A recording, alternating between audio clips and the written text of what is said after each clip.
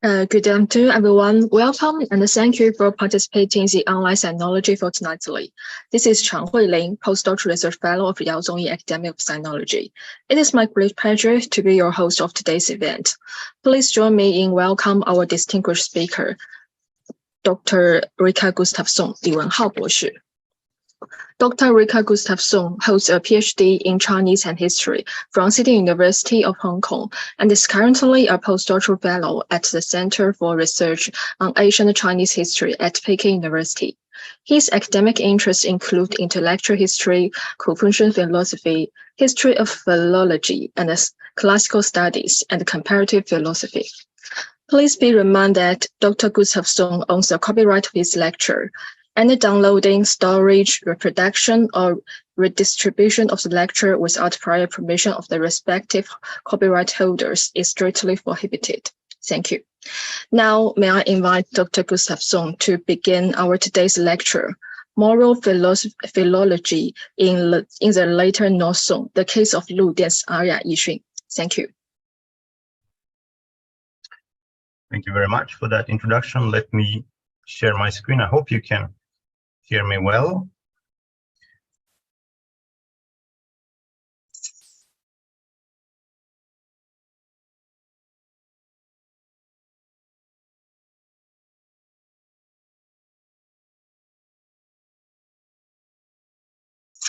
Okay, could you please let me know if you can see the topic, the slides? Yeah. Okay, wonderful. So thank you again for this invitation. I am happy to be here and share with you part of my research. This presentation here is based on primarily one chapter of my PhD dissertation, but I will draw upon several parts actually of my dissertation. And before we jump straight into it, I want to just say something about this term that is the topic of my presentation, namely moral philology, because this is not necessarily a term that you will often come across. I don't think I'm the only one using it, but it's not very common. And I will try to shed some light on this term as we go along. But let me just say for now that what this term basically refers to is a method of studying language, written language in particular, where you don't primarily pay close attention to the specific usage of words in texts, but rather uses language as a means of promoting moral ideas or other kind of philosophical ideas. It can be cosmological, it can be political, etc., etc. But it is a way of using language as a tool for promoting certain ideas. And this method of philology became highly popular in the 10th and 11th century. And that is the topic of my talk here. And I'm using Lu Dian as a case study of that, but we will actually take a much broader approach to this topic today. So I will start from a macro view, you can say, and introduce the context in which Lu Dian operates. And that includes both the philological tradition before him, the xiaoxue tradition, if you wanted, diachronic development, as well as the synchronic development that is the contemporary context of Lu Dian in the Northern Song period. So while the topic is allegedly focused on Lu Dian, actually I will spend a considerable amount of this talk discussing the context of Lu Dian, so you can see it as a kind of introduction to my understanding of the Northern Song period and the philological tradition, in particular, this form of moral philology. And what I want to explore with this topic is, you can divide it into three parts, basically.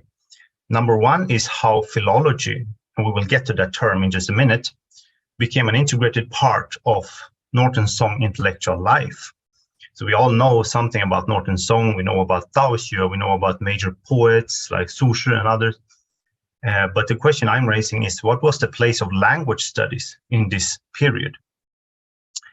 And I tend to look at it from the perspective of the integration of three things. You have politics, you have philosophy, and you have hermeneutics. Hermeneutics is roughly corresponding to the Chinese term xinxue, so it's classical studies. And how these developments in these three areas influenced the understanding of language in Northern Song period.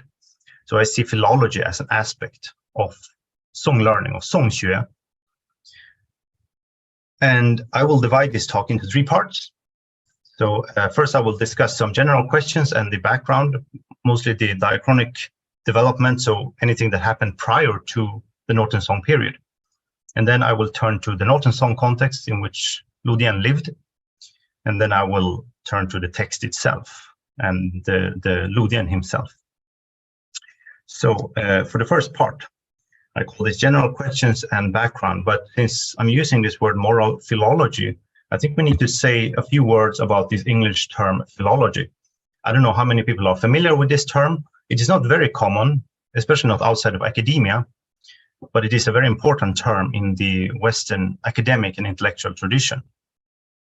So if you look at the English dictionary of Oxford Dictionary of English, it says that philology is a branch of knowledge that deals with the structure, historical development, and relationship of language and languages, literary or classical scholarship. So it's a very, very broad way of studying language. But what you should pay attention to here is the focus on written language, because that is one of the distinguishing features of philology when you contrast it to, for example, linguistics. Then we have people saying that in the 19th century, and actually also before the 19th century, philology was a foundational discipline that sets the standard for what scientific knowledge is. So philology before the modern era, basically, in the West, was seen as a kind of universal discipline that set the standard for what counts as valid knowledge. It had a very, very important place in scholarship. Some people define it as the study of civilization based on its texts. Other people say that the discipline of making sense of texts, the study of language, reading, rhetoric, literature, textual scholarship, etc., etc. And lastly, I find this definition, the critical self-reflection on language, to be quite useful. You can keep all of these roughly in mind as we go along, but when I use the term in this talk, it is primarily in this last sense, which is of course very, very broad, but simply the critical self-reflection of language. But keep in mind that language here refers to written language. So this is a difference between philology and linguistics. Linguists study spoken language, right? Primarily, while the philologist is interested in written language. And you have several areas of study. The one that is most prominent in China, when we talk about philological tradition in China, is lexicography. That is the compilation of dictionaries, or that is at least the tradition that I am concerned with here. Although that is itself quite related to some of these other areas that you see here on the screen. So I just mentioned what philology means more or less in the international academic community, and especially in English. But of course, philology is an English term, so I'm talking about China, so we need to think a little bit about what terms correspond to philology in English in the Chinese tradition. And there you have such terms such as 小学, 考证学, and then today in modern China, of course, 语文学, 文字学, 训诂学, etc., etc. I will stick to the term 小学 mostly, and that is roughly equivalent to the English term lexicography. So it's 词典学, 字书学, etc. Because that is why I choose that term, is because, as you see here on the screen, most of the classical philological texts in China were essentially dictionaries, the Erya, 说文, 方言, etc., etc. Even though they are different in content, they are all in format dictionaries, more or less at least. But there are other parts of the Chinese 小学 tradition that are important to keep in mind here. And one of them is the very close relationship between philology, then 小学, and the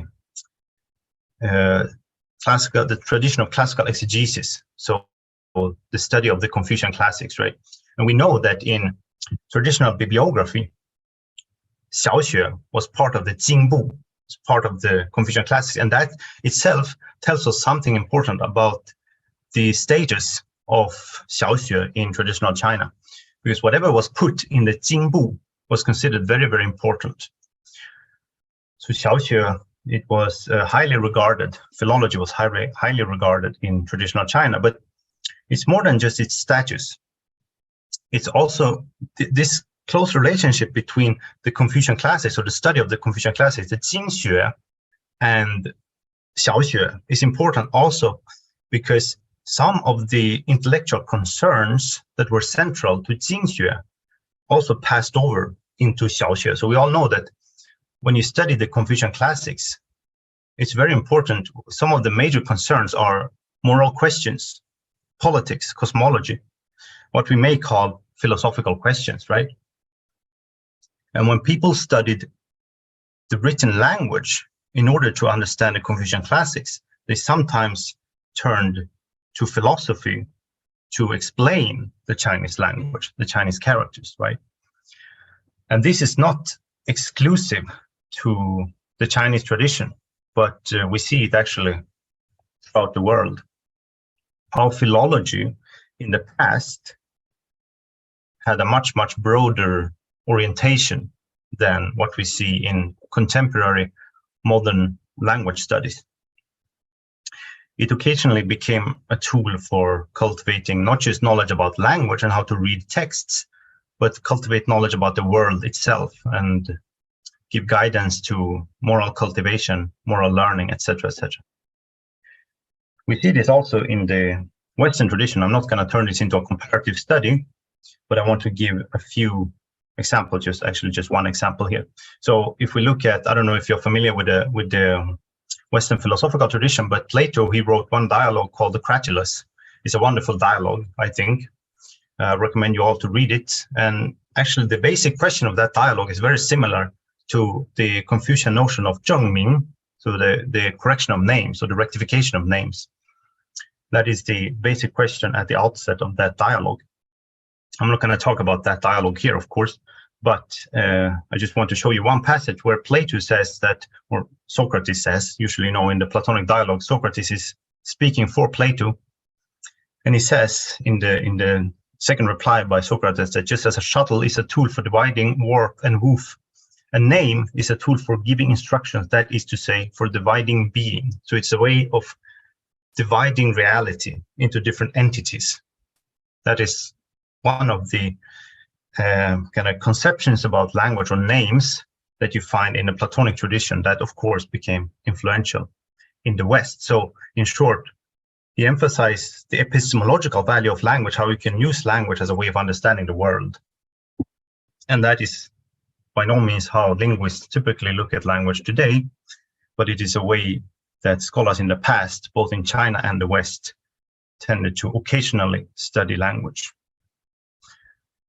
And we all know the Shuwen Jiezi, and here Xu in the postface, in the Shuwen Xu, we find the following definition of writing, of wenzi. I'm not going to go through all of these passages because it would take too much time, but I just want to show them to you as we go along to give you a taste of where this tradition that I will talk about comes from. So it has a long history in China. However, in the Shuwen Jiezi, you only occasionally find examples like this. We all know that if you're familiar with the Shuwen Jiezi, then you know that most of the entries in the Shuwen Jiezi are not very philosophical. Okay, it's just Tsung-I, Bi Sheng, or Tsung-A, Tsung-B, something like that, right? It's a xinxue or a Huilin.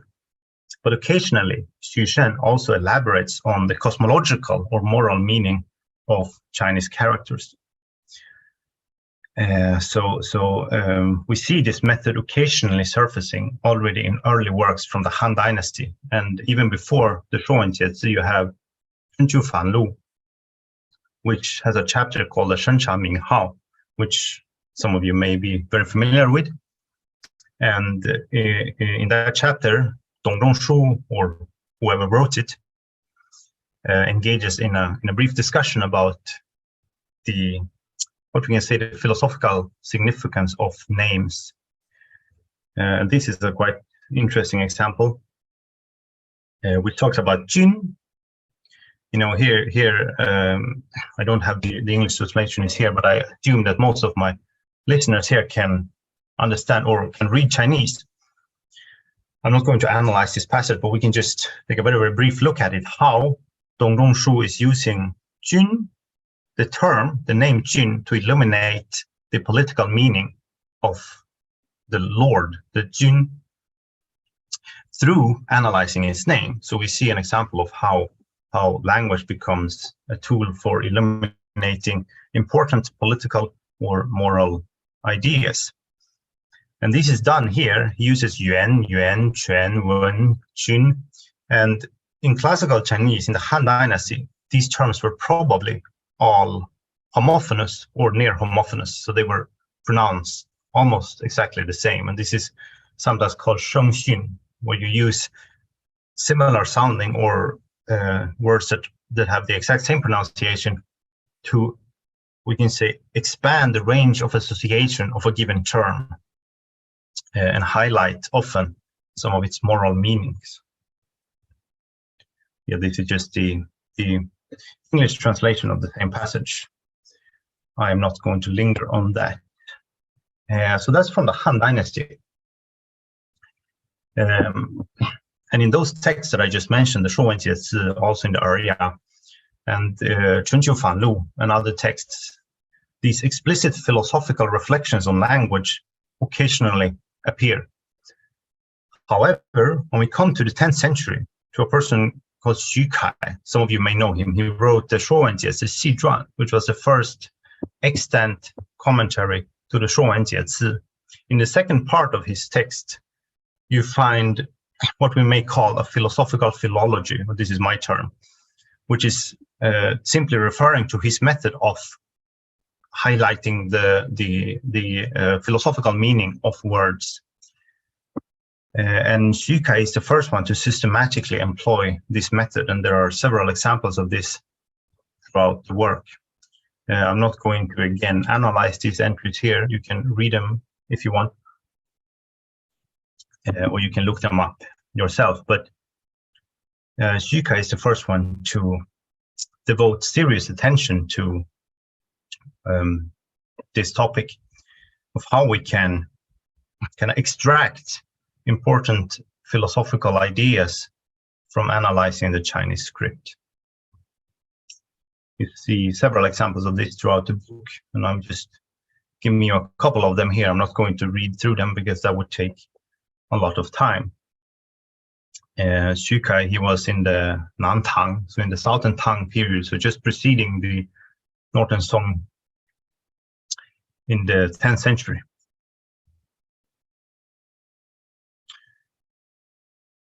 Yes, I could talk for a long time about all of those examples, but that is not the time, so that you know where this tradition comes from and that it existed before Lu Dian. So the question here appears, of course, if this method only occasionally appeared in the Han Dynasty and before that, why did it become so popular in the 11th century?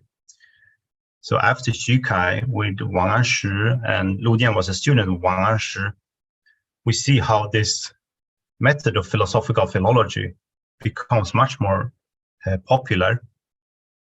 So the basic question, of course, is why is that?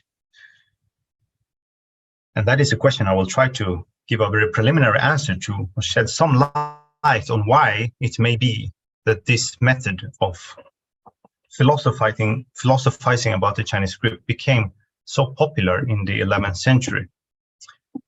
So that is the topic I turn to right now.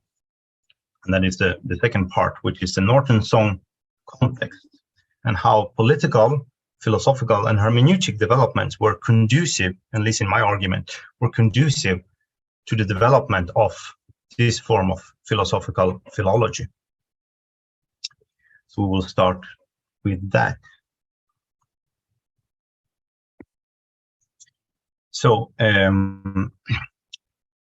think you all know that in the Northern Song period, we see a new intellectual culture developing that follows Well, there are many reasons for it, of course, but people often point to the social changes, the large-scale implementation of the civil service exam, the new Shidafu,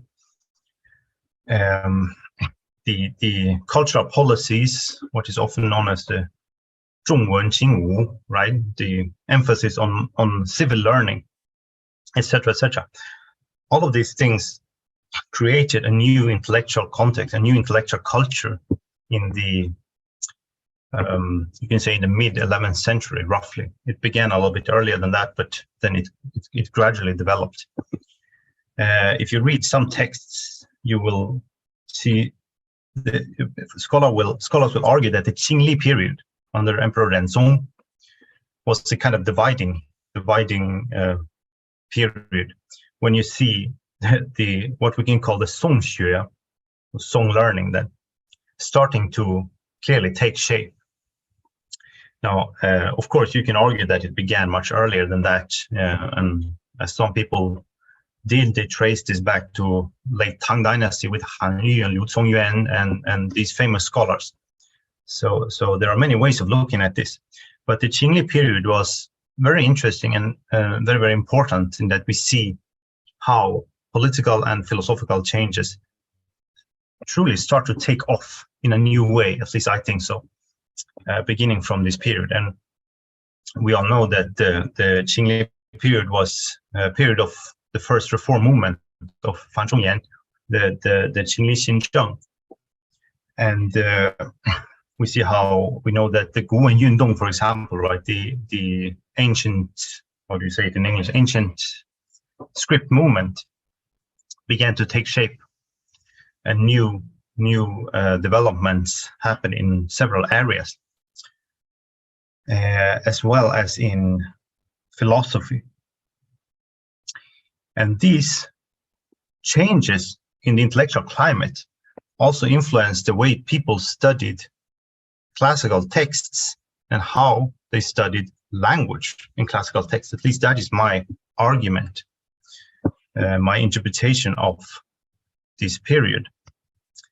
I will go through this very, very briefly, but let me just summarize for now that what I'm trying to say is that critical attitudes that emerge from this new context beginning in the Qingli period roughly also changed the way scholars studied language for philological purposes. It was this that pushed them to go beyond authoritative works such as the Showan and the Erya that had previously been authoritative, that had been setting the standard for how philology should be done. Okay, so let's just very briefly look at all of these areas. So I will go through not all of the ones I've listed here, but I will focus on politics and philosophy, and let's say something about classical studies or hermeneutics. So I already mentioned the Qingli Xinzheng, and of course we all know that they were followed roughly 20 years later by the new policies or Xinfa by Wang Ershi. And of course you could talk for the rest of the day about these political reforms, and it is not my purpose here to really discuss these political developments. What is important is that these reform movements represent rethinking, a questioning of previously held standards.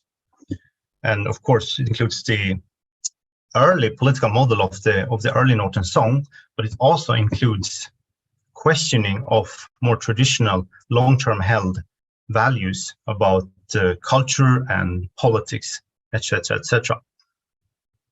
And since these were political reforms that had the goal of changing society, one of the impacts that these reforms had on classical studies, on xinxue, is that they encouraged scholars to look for a way to use the Confucian classics in more practical ways. So they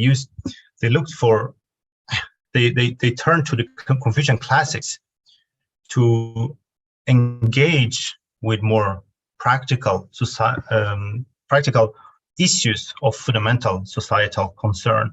So how to change the world, basically, how to change society. That aspect of classical studies was stressed in this period. And we can say that, I mean, again, we could talk for a very long time about this. But the important impact of reform movement on classical studies was that it fostered a critical spirit that led them to question traditional models and traditional interpretations of the Confucian classics in order to make them more practical and useful in society. This is the one thing I think we have to remember for now about the reform movement. I'll say something more about the philosophical development in this period and how that may have influenced the reading of texts. And this is a little bit more abstract and a little bit more technical, so I hope it will be clear anyway. But to summarize it, and of course I can only talk very, very briefly about each of these aspects right now. But in the Song Dynasty, we know that what we call Daoxue, or Songmin Li Xue, etc., started to develop. But this was just a part of a larger development in the intellectual culture at that time. And one of the distinctive features we see of the philosophical developments is that people started to distinguish a little bit more clearly between different levels of reality, what we can call metaphysics, okay, what is known as metaphysics in English. Metaphysics refer to the study of reality, especially the deepest structure of reality, you can say. And Song scholars, Song philosophers became much more preoccupied with with metaphysical questions than had been the case before that. So following this, they began to distinguish more clearly between two levels of reality. One level, which corresponds to the sensible objects around us, so everything we can see and hear and taste and feel, etc., the phenomenal world. And another level, which is the more deeper level, okay, we can call it Dao, we can call it Li, we can call it simply Xing or Shang, etc. But the deeper level of reality which governs and underlie the perceptual level that we all have around us. Yeah, and we see this come out in various conceptual couples, such as the Dao and the Qi, and the Li and the Qi, and the Xing or Shang and the Xing or Xia, etc., etc. And they took quite a lot of inspiration from Buddhism. You probably know that Buddhism had been very popular during the Tang Dynasty. So in order to renew the Confucian tradition, they had to borrow lots of a part of the metaphysical framework in Buddhism. We see an example of this way of thinking in Tsung-I, in the passage I have there on the screen.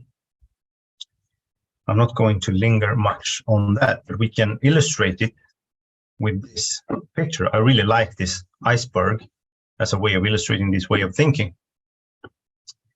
So yeah, if we see the upper part of the iceberg, which is above the surface, as corresponding roughly to, we can call it the manifest reality. Okay, it's the Qi, it's the other Qi, the Xing or Xia, etc. That which we can see and perceive.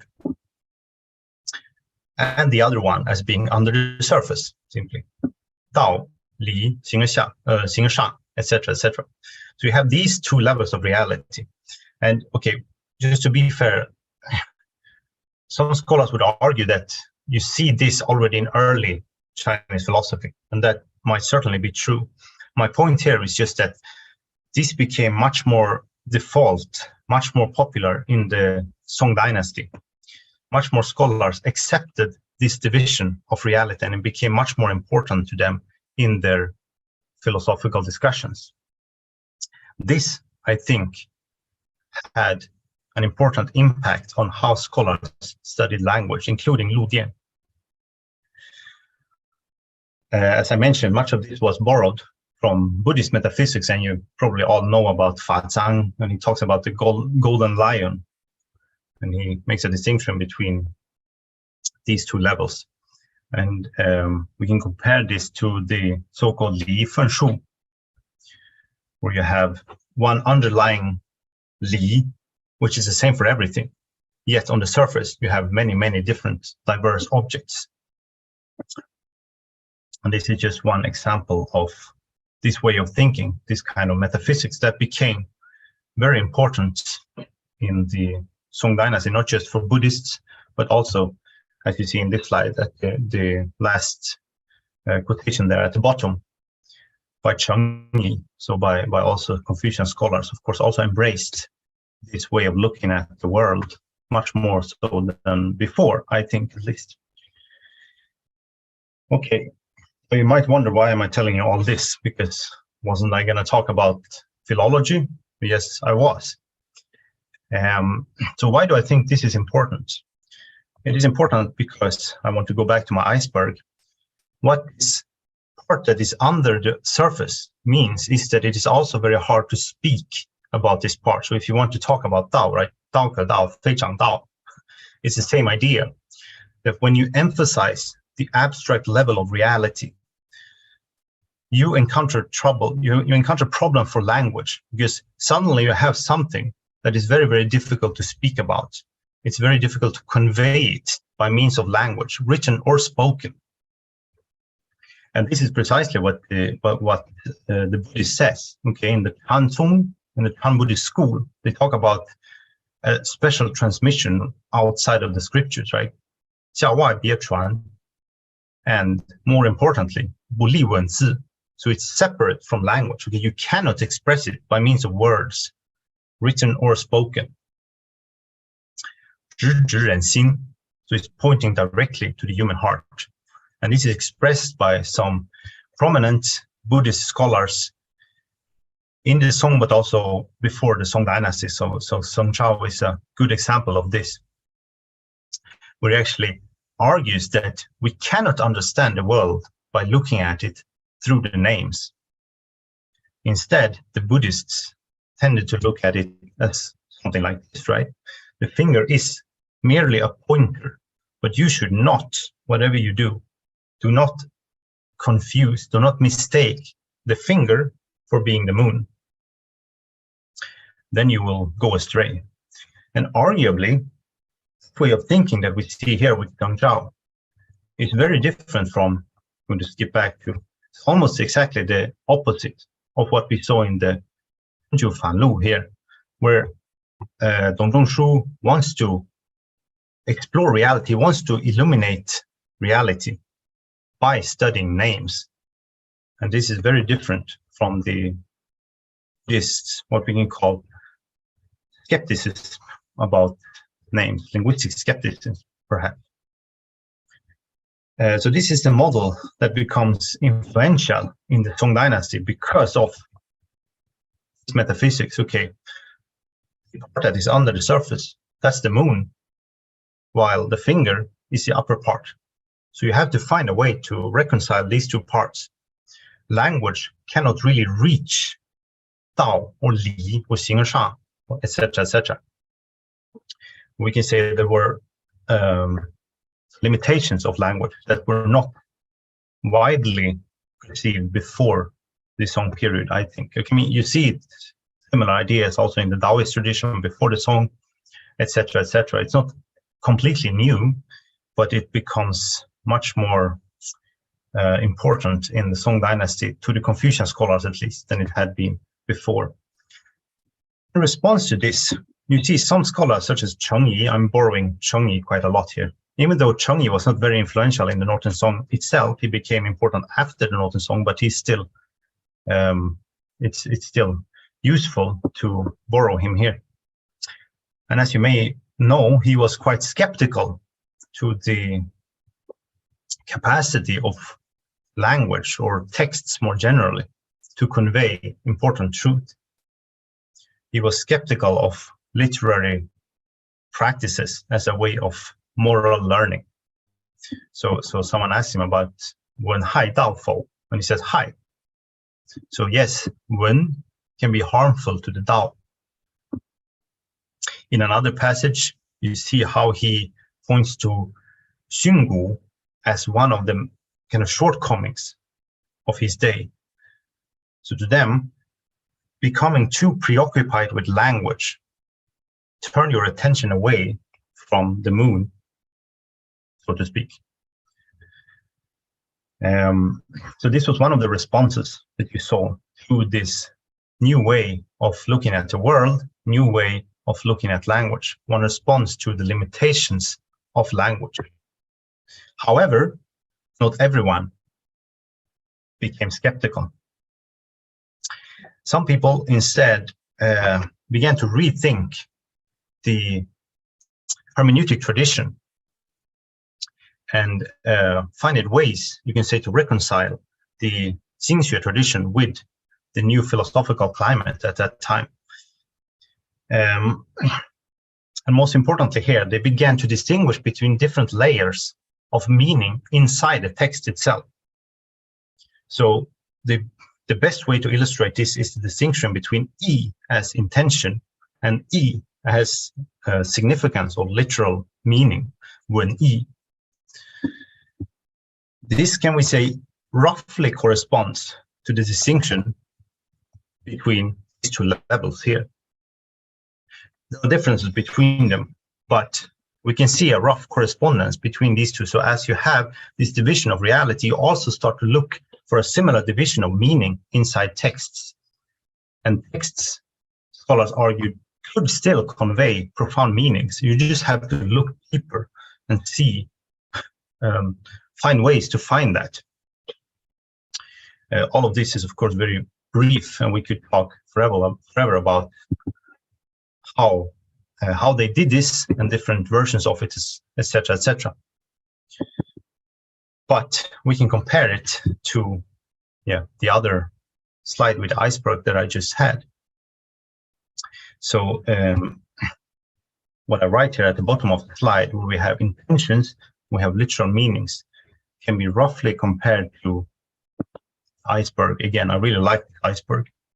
So on the top we have specific literal meaning, significance, and at the bottom we have a deeper meaning. We have the intentions, we have language as linked to the Tao, and both of these levels were understood to be embedded in texts. So this is not something completely divorced from the literary tradition or from language. It is still that you can get to the truth, to the abstract truth, by studying text and studying language. You just have to shift your attention from the literal meaning down to the deeper meaning or the intentions that, so to say, underlie the production of the texts. And in that sense, scholars could argue that actually textual studies and language studies both have or still have their value. They can still lead us to a profound realization of the Tao. We just have to learn to read text in a way that foregrounds deeper meanings and intentions, ideas if you want, not simply the literal meaning of words. And that is where Wang Anshi comes into the picture. As you might know, Wang Anshi wrote a text called the Zishuo, which is a dictionary. The dictionary is almost entirely lost, but it sets the standard for a new form of philology. And I could talk at length about this philology, but it is the major source of inspiration for Lu Dian when he wrote about 20 years later. And I'm not going to talk much about this, but what we can say in brief is that Wang Anshi, in my interpretation of the text, he did precisely this. He shifted the attention from the specific literal meaning of characters to the underlying ideas that govern the creation of the characters. So we can call this, in the third bullet point here, I call it an idea-based philology. If you want to use Chinese, you can say 以义同字, roughly, or 义理化的寻古学, 义理化的文字学, something like that. The important thing is that you shift the attention from the kind of literal meaning of the character and its form to the idea behind it. And this method of studying the Chinese script was promoted in the Zishuo. Unfortunately, we don't have much of the text anymore. It got lost after Wang Anshi fell into decline, or Wang Anshi, when he became scapegoated for the fall of the Northern Song, etc., etc.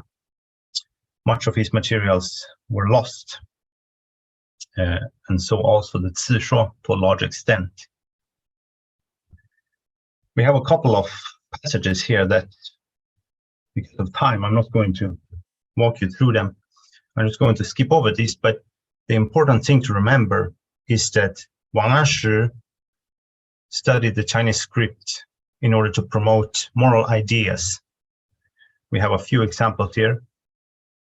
How he treats Ge as a system, as a symbol of change, in a way that possibly justified his political reforms. It would take, unfortunately, too much time for me to go through all of these examples here, so I'm not going to do that. It's also not that important for understanding Lu Dian. But I'm going to instead skip to the part on Lu Dian. But before that, we can just look at this list here, because Wang Anshi's Zishuo had an enormous impact on the Northern Song intellectual development.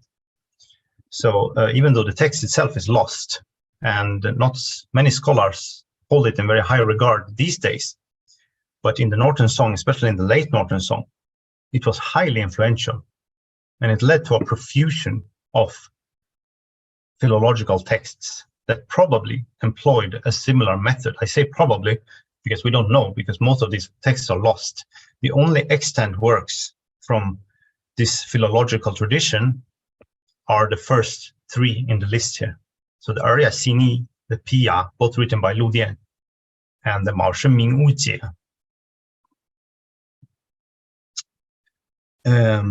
Unfortunately, all of the other works are lost. But obviously, we can see that Wang Anshi's philology had an enormous impact on his contemporary society. And Lu Dian is a very important example of that. So finally, we come to the third part, and I have maybe 20 more minutes. Things should be fine. So I will try to explain a little bit how, I know that I've covered a lot of information here, but I will try to highlight how Lu Dian's work relates to what I've just said. I think it will be relatively clear. You can ask later if anything was extremely confusing. Don't need to say much about Lu Dian as a person. You already know that he was a student of Wang Anshi, and that he continued the philological enterprise of Wang Anshi. We might pause for a moment. So, of course, I don't have time to talk much about Lu Dian's thinking, his philosophy. We can look at two passages, very, very briefly, where he makes statements that are quite relevant to what I have just discussed. And you don't need to read this whole passage, but if you look at the first passage, the first sentence here, where he says that 君子之学有体有用，体不欲迷以方，用不欲治以体。 So what he's saying here is something along the lines of not getting stuck in a particular aspect of what you are learning, but rather you should take a very holistic approach to learning, so that you incorporate everything. Now, if we go back to my favorite picture, the iceberg, if you want to link it to this one, what Lu Dian is saying is, don't get stuck only in the surface. Also, dive down under the surface and see what is underneath. Try to see the whole thing, not just one part of it. And that applies to language as well. Remember, this is language. one word function is like this. It has both a surface and something under the surface. So this is stressed by Dian. We don't have time to linger more on this passage. Dian has many interesting ideas, and we could have an entire lecture only on him. That will have to wait for another time. In one of his other passages, he criticizes the received exegetical tradition. You can roughly translate that as the Han Tang Zhu Shu. So the philologists and exegetes before the Song dynasty, during the Han and the Tang dynasty. And what he says in the second sentence there is quite interesting. I don't know if you can see my mouse. At least I'm trying to highlight this second passage here when he says that the 专注者辈以次失其性命之情, etc., etc. So what he's saying here, in the iconoclastic spirit of the Northern Song period, when people became very critical to scholarship in the Han and the Tang period, Dian is arguing that because of this 专注 tradition, scholars lost sight of the 性命之情, etc., etc., 古人之大体, etc. There was something very, very important that was lost because of this way of studying the classics that was popular in the Han Tang period. And this is from a preface that Dian wrote to his commentary on the Lao Tzu. So if we jump to the last sentence of this passage, he emphasizes the need to look to the 敬畏之意, 要妙之理, the subtle meaning of words. Again, that which is not clearly expressed, that which is beneath. And in order to do that, scholars can 实之复性命之情. So in order to recover the lost intellectual tradition, we need to invent a new way of studying texts that can 复性命之情. And that is what Dian also does in the Erya xinyi. And this is again, so this is linked to this philosophical climate. On the one hand, you have the political reforms where scholars are encouraged to become more practical and look to the text to find more moral and political inspiration to be able to change society. On the other hand, you have the philosophical part where they are encouraged to look to text for philosophical inspiration, and especially as a way of understanding the deeper aspect of reality. And that necessitates a new way of reading text and understanding language. That is precisely, in my reading at least, what Dian is saying here. And on that note, we come finally to the Erya xinyi. And we have time to go through a couple of examples. The Erya xinyi was written in 1099. Sorry, it was finished in 1099. And as you know from the name, it's following the Sanjing xinyi. There were the three main commentaries used in the xinxue tradition, promoted by Wang Anshi and his followers, as the ideological foundation for new learning, for xinxue, that all exam candidates had to read in order to become civil servants. There are lots of interesting things to say actually about Dian's immediate context in the late 11th century. But due to time restraint, I cannot go into details about this now, but he might have been influenced by some of the scholars who were critical to Wang Anshi, because they came to power in what is traditionally known as the 元佑更化, right? When they undid the reforms of Wang Anshi. And that also kind of popularized some of their ideas And Lu Dian might have been exposed to some of these intellectual ideas by Tsung-I or Sima Guang or Shaoyong or other critics of Wang Shi.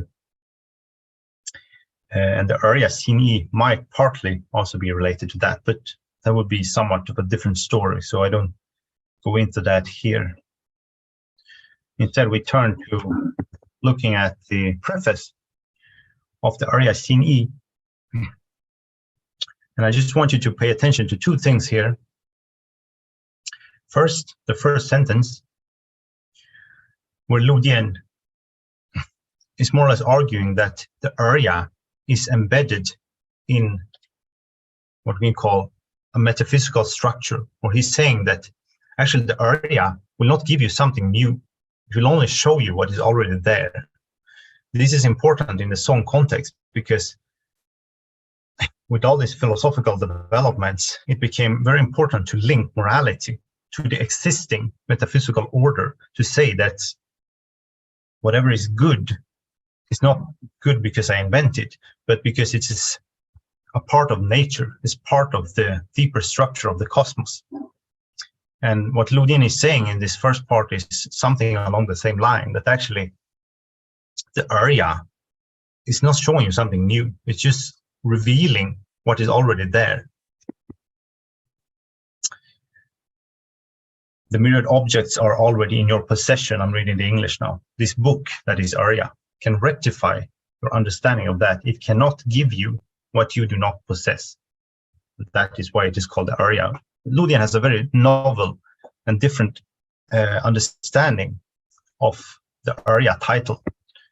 And yeah, I'm not going to go into a discussion of that, but it's linked to this first sentence where he sees the book as revealing something that is already existing in nature. It's already 自然. It's not giving you something new. Okay, the second part we might look at briefly is the second highlighted sentence there, which is almost not the last sentence here. Yeah, you see that 水起微言凹直犹不能进, etc., etc., etc. So here, Lu Dian, just like in the preface to the Laozi, is again stressing this 敬畏之意 or 要妙之理. It's very similar here. And he says that what he is doing, 例如绘画, 我发起精神, he is revealing the 精神. I've translated it here as the gist, the under meaning.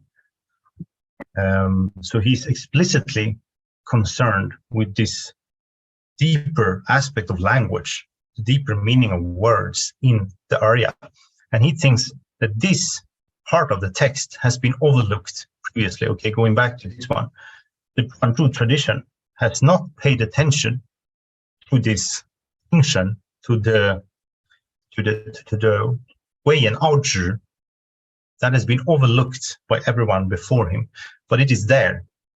It was part of the sages' original intentions when they wrote the Erya. So therefore, in order to revive antiquity, revive the value, the culture of antiquity, we need to find a way to illuminate this deeper level of the text. And that is what Lu Dian is doing in the Erya. Okay, elsewhere you see very, very interesting passages where he defines 熏骨 in this way. 心之熏骨有意之象，诗之比心，赏解之会意，壮周之寓言. So here he is explicitly comparing this 熏骨 to, for example, the hexagrams of the I Ching, which is an entirely new way of looking at 熏骨 and looking at the study of language more generally.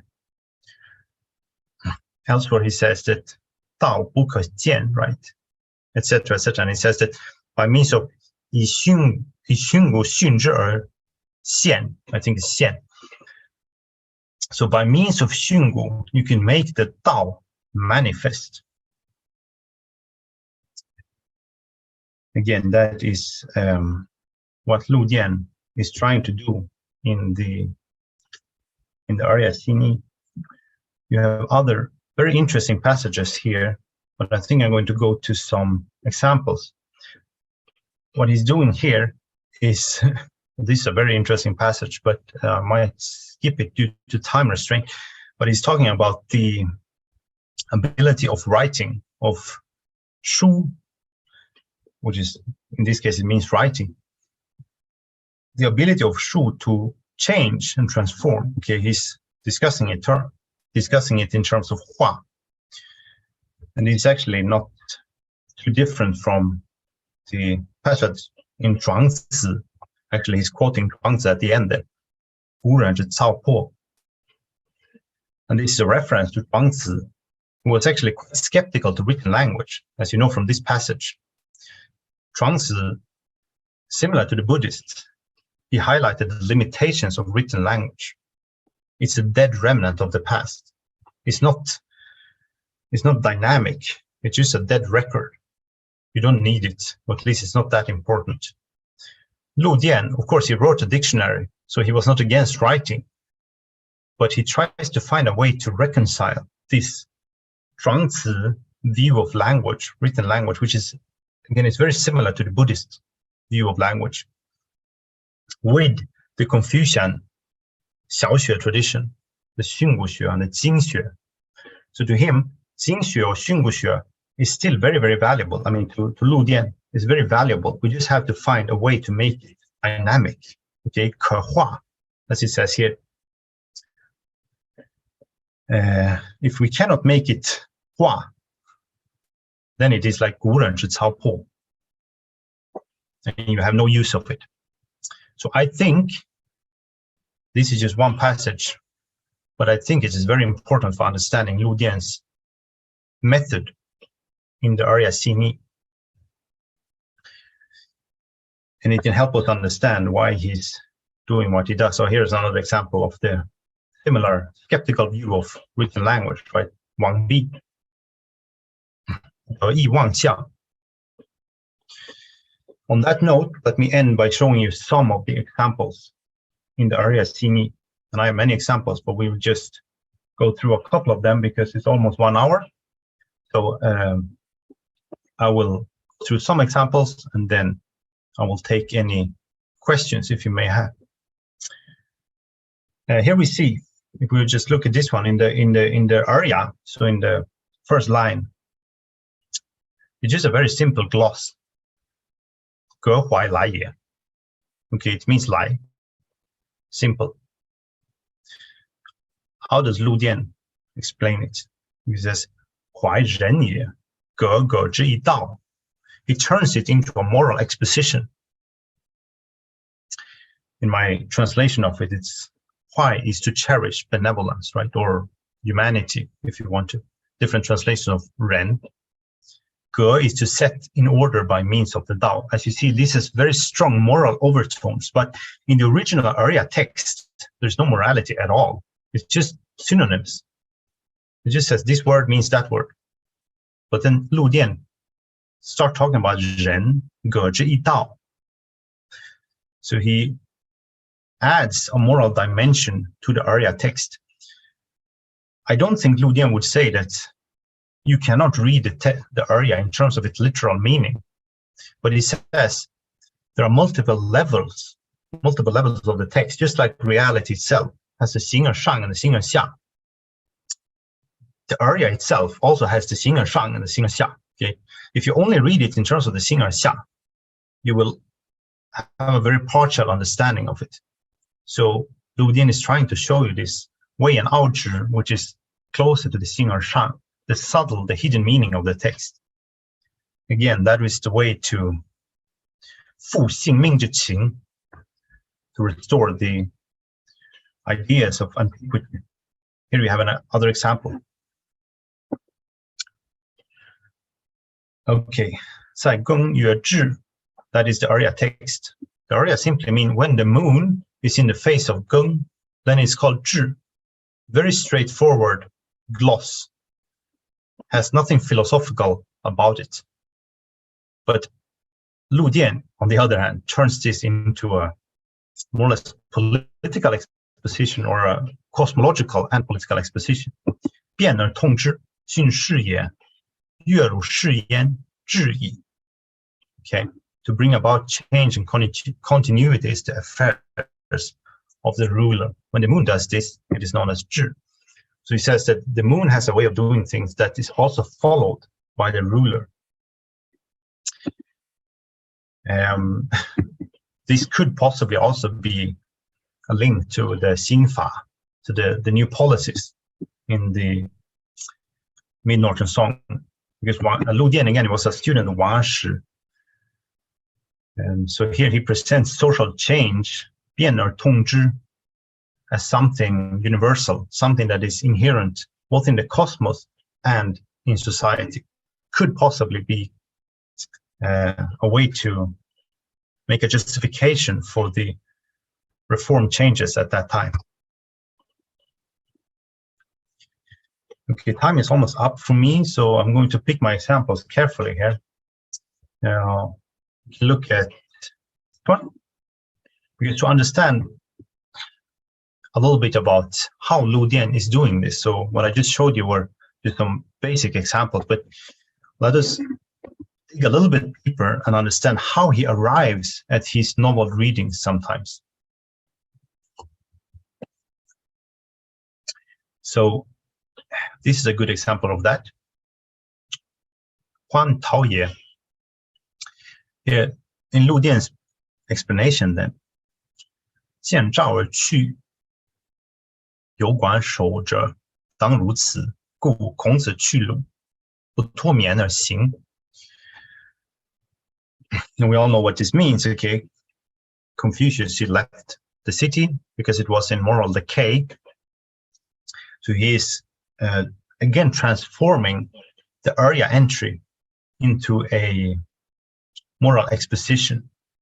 It becomes a lesson in how to conduct yourself. But how so? Okay.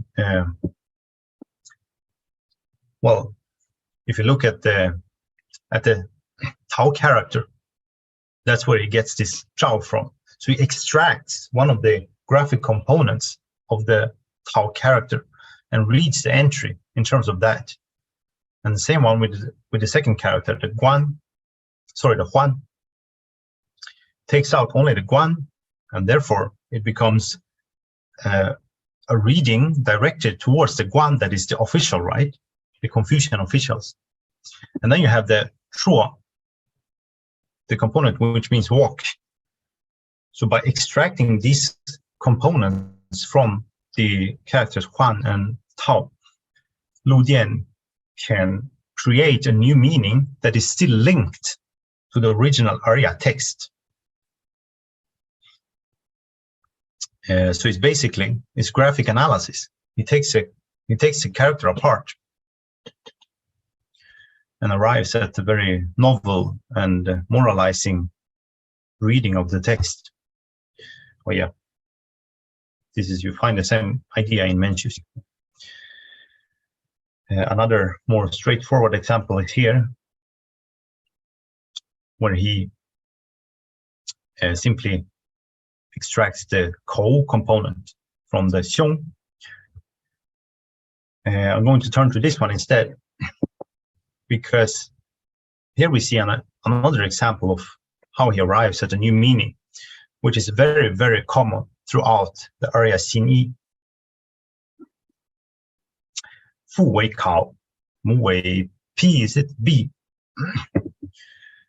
What he does here, okay, 考能考而为之， B 能比而从之. This is also related to the graphic components, but what he also does is to highlight the polysemy, 多义性 of the characters. I mean, in my reading at least of Lu Dian is not always easy to understand, but in my interpretation of this example, Kao, the character Kao, we know that it can mean father or deceased father, but it can also mean examine. So it seems that he's playing a little bit with the different meanings of these terms here. And the same with the the character B. Okay, the B component, it can mean to emulate, to follow.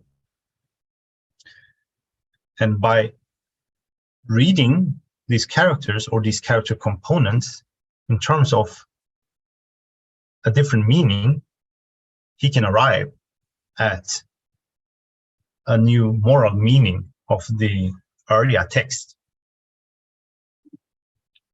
I don't know if it is clear, but yeah, he's taking advantage of the polysemy of the terms, and thereby he can alter the Erya text and turn it into a moral message. Let's keep this one. See if we have some more time. Almost not. We could compare this to Xinbing, who wrote the sub-commentary, the Erya Shu. It was a sub-commentary to Guopu's Erya Zhu. And Xinbing lived in the, you probably know him, he lived in the early Northern Song period.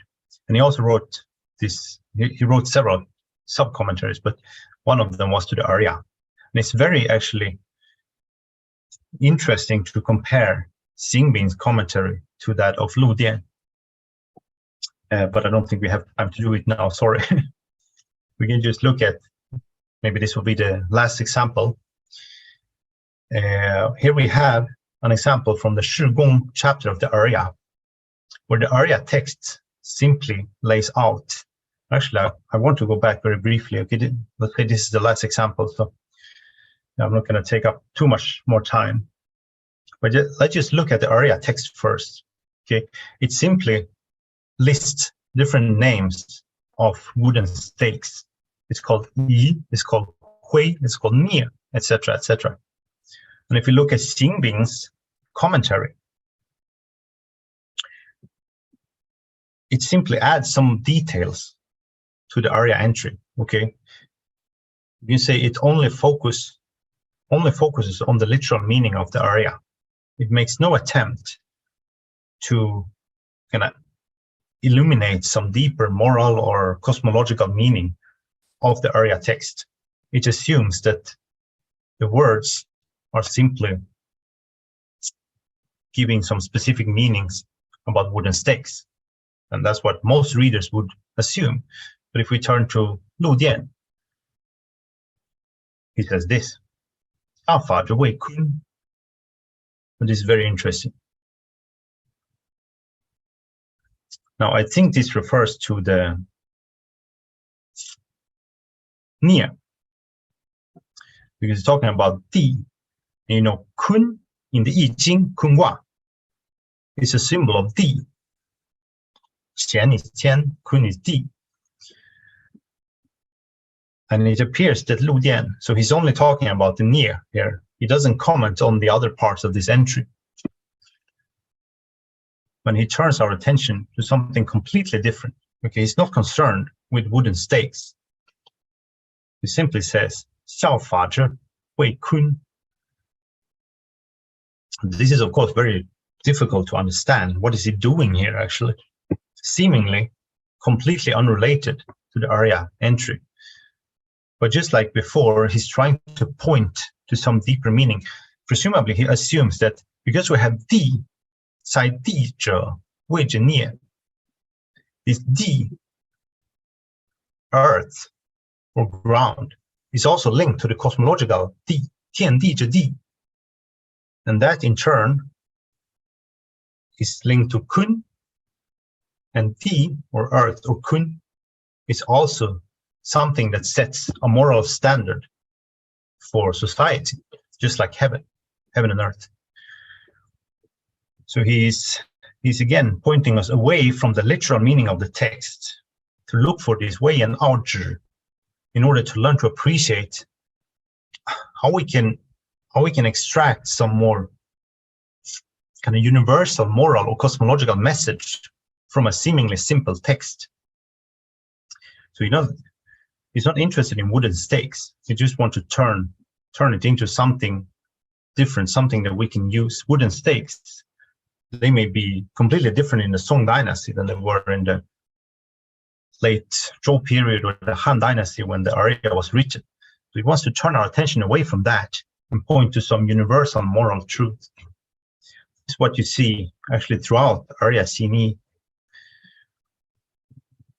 Yeah, you have more examples here. I'm not going to analyze them because we don't have time, but we see how he talks about craft, 目谓之客, and he turns our attention to 人敬矣, because 目 in the 无形, in the five faces, has a cosmological meaning, and 目 is linked to 人, and so he can take advantage of that symbolism to change the meaning of the Erya entry, again highlight some hidden cosmological or moral meaning.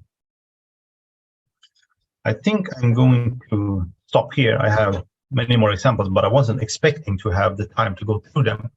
I just want to give you a taste of what Dian is doing in the Erya xinyi, because my time is up, I think, anyway. So we can take a few questions now. We can just try to wrap up a little bit here, to say that, okay, what we see, can I say something more for 1 minute? Yes. Okay, thank you. The Erya xinyi is indeed a very, very difficult text, and I am struggling with it still a lot. It's very hard to make sense of it.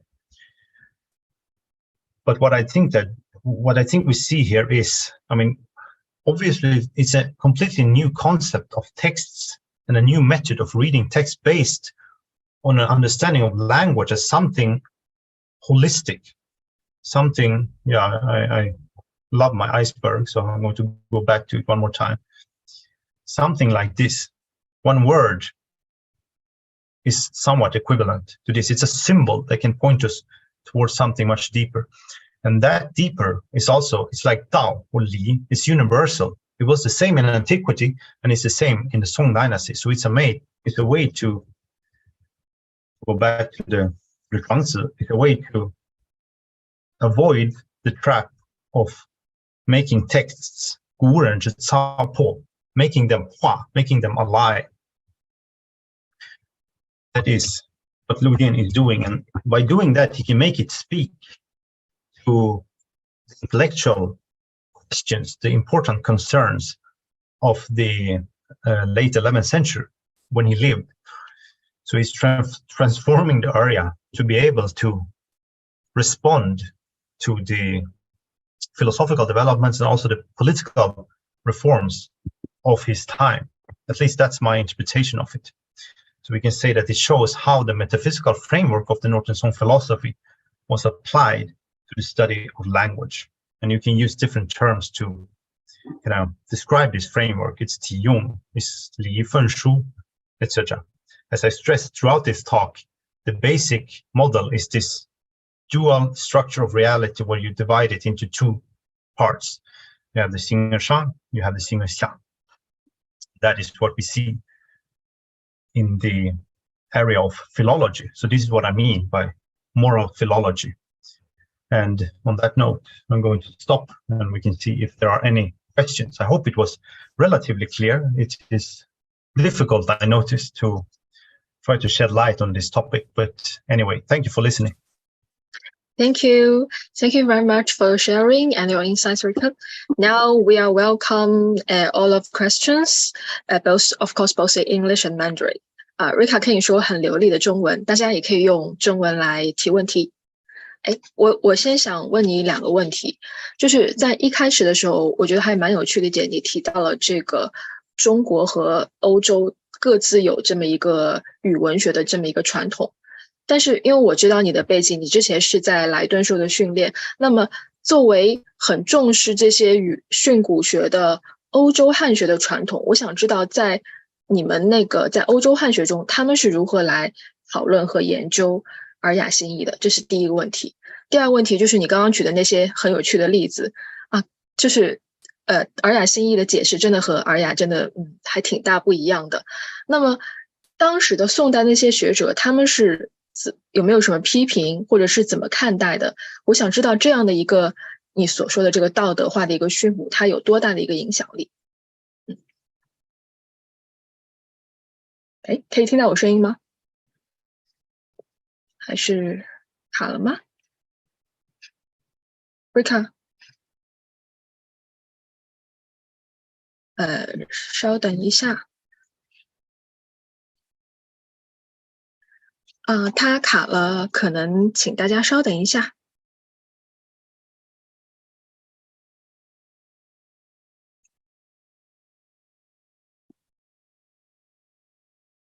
Rickard，你刚刚有听到我的问题吗？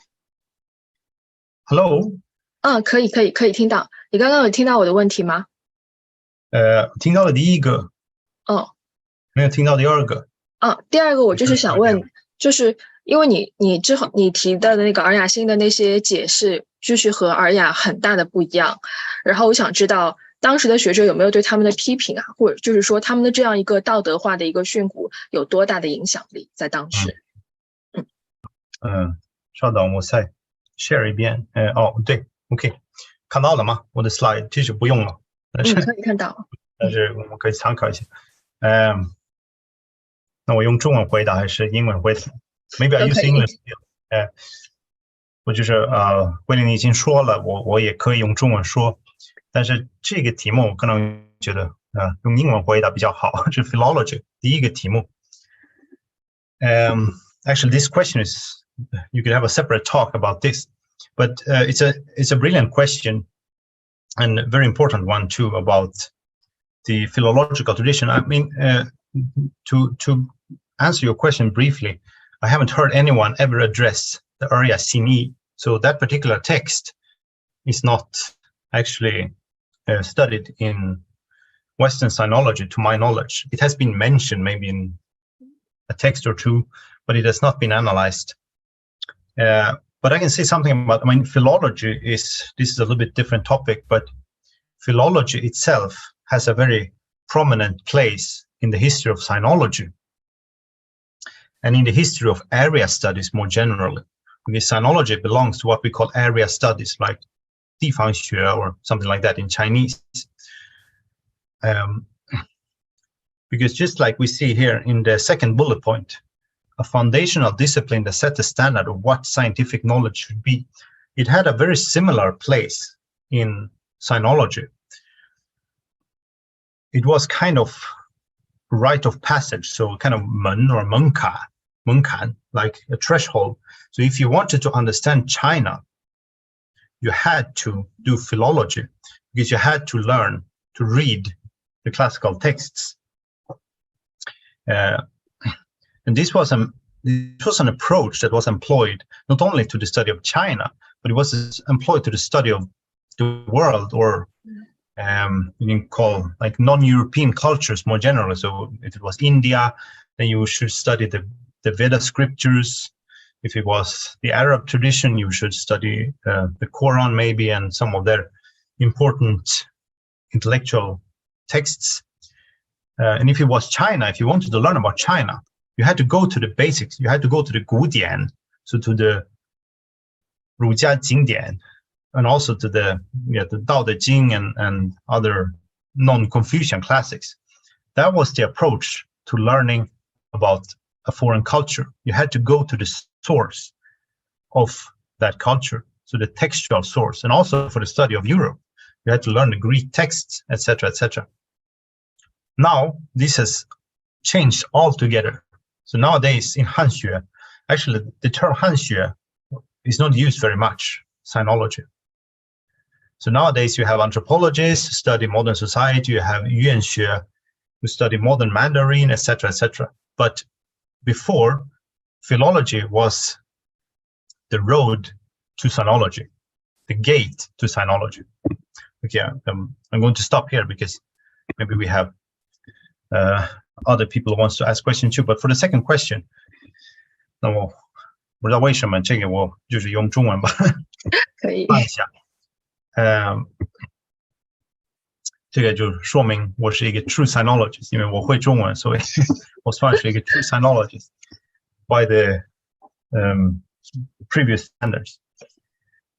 就是王安石，别人对王安石和陆电的批评，就是也是一个大的问题。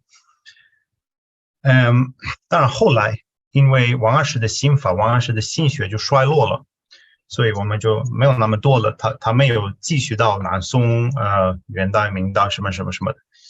你偶尔会看到一些人就赞同他的治学方法，但是这个自学就是自说，也受到了很多的批评。或者当时就是别的宋代的学者，北宋有苏轼，他批评他了。杨时他写了一个自说辩，就是批评，他举了一些例子，就是一个一个批评王安石对文字的理解。还有一本书叫复古辩，它本身可能跟自说没有那么大的关系，但是陈冠他写了一个序，里面也是批评王安石的这个文字学方法。陆电Erya xinyi没有受到那么多的关注。这些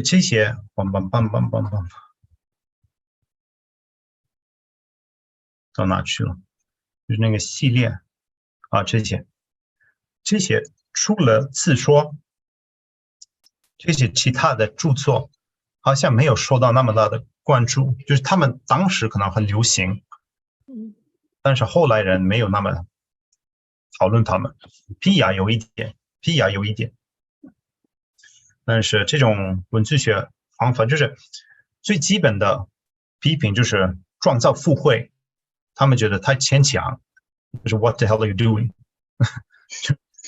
太 speculative， 太多义理。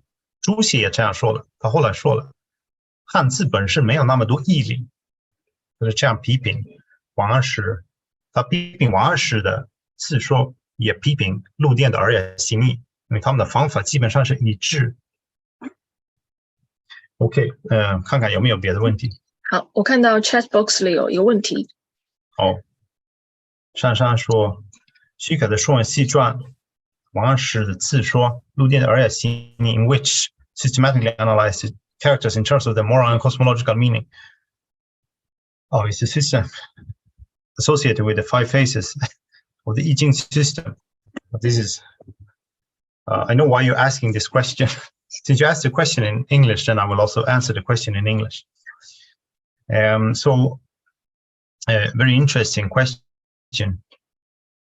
I mean, I would say like this. So, first of all, it's not really a system. So, it's a development. It's a diachronic development. When we see Xu Kai was the first to systematically employ this method of philosophical philology. But we don't know what the exact connection is between Xu Kai and Wang Anshi. We don't know if Wang Anshi actually was inspired by Xu Kai. So we see a continuity in terms of the philological method, but we don't know to what extent Xu Kai influenced Wang Anshi. However, with respect to the last part of your question here about the 5 phases, Wuxing and the I Ching, Wuxing is a little bit harder to say. I mean, of course, Wuxing was a popular idea since the Han Dynasty and forward. But, I mean, occasionally, scholars turn to the Wuxing to illuminate the meaning of characters, like you see here, right? Mu, okay, the one I mentioned very briefly. Ren xinyi. This Ren is based on the Wuxing meaning of Mu, the cosmological meaning. And you have other examples of that. Mu, Ren ye. Well, that is more or less using the Wuxing symbolism to explain the meaning of Mu. So you occasionally see this surfacing in the works of Wang Anshi and Lu Dian. But I wouldn't say that they very systematically employ the Wuxing to the study of the Chinese script. However, for the I Ching, absolutely. So the I Ching, basically they see characters as Gua, and Wang Anshi was very explicit about that. He says they're similar, but they're different usage. But the gua and the zi or wen are basically the same, very, very similar. Both are 自然, and this way of connecting characters to a range of different philosophical meanings is also derived from I Ching semiotics. Okay, just like you have in the I Ching, xian or kun can mean many, many things. And so too, in Lu Dian and Wang Ashi's eyes, and also Xu Kai, one character can mean many, many things. 天地人都包括在里面. Yeah, I think that is the short answer. So, 易经 semiotics, 易经的符号学对陆电和王二石有很大的影响。这样说，字就是话。OK, yeah. 好的，多谢回应。大家还有没有什么问题？好，如果没有的话，那我们今天的讲座就到这里。Thank you once again for Dr. Gustavsson, and thank you all of you for joining us today. This is our last section of online Sinology fortnightly. Hope to see you next year and wish you in advance a Merry Christmas and a very happy and healthy year of the rabbit. Bye.